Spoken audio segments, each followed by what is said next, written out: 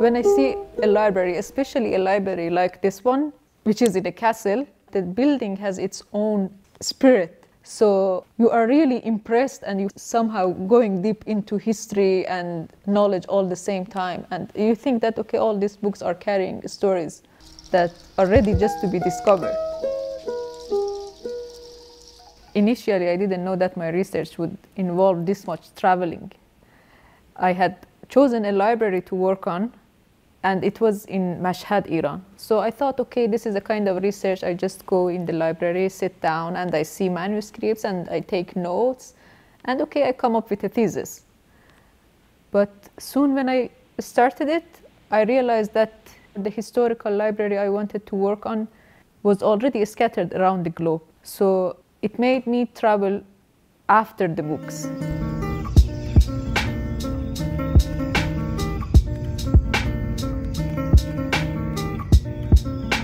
I have found manuscript of this library at Princeton Library, in Jerusalem, in Iraq, in India, and also Ireland. My own life has become like the life journey of these manuscripts that I'm following. So they have moved from place to place, from culture to culture, and following them, I am experiencing a similar thing. And this translocation, this transition is a central part in my research and following my research in my own life.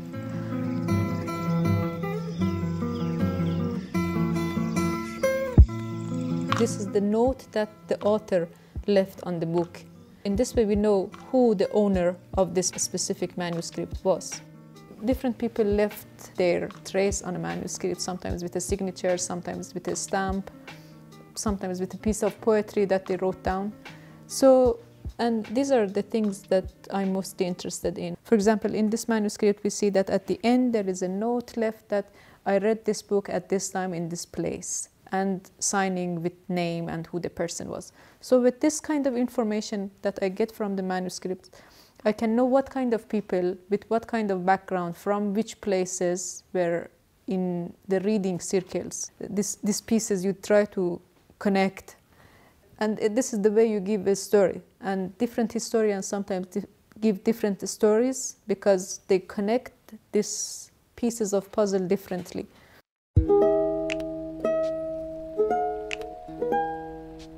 So the network, the friendship, and combined with traveling, this is what makes Mahdieh special.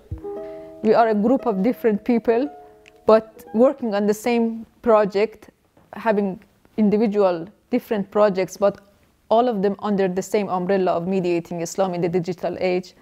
And we are in different places, and each one of us in their own place is traveling from their own place to other places. And then at points in time and the space we come together. So I think all about Mahdieh is also traveling and mobility and circulation of knowledge and people and places. This is common between all of us. I think many of us are traveling a lot.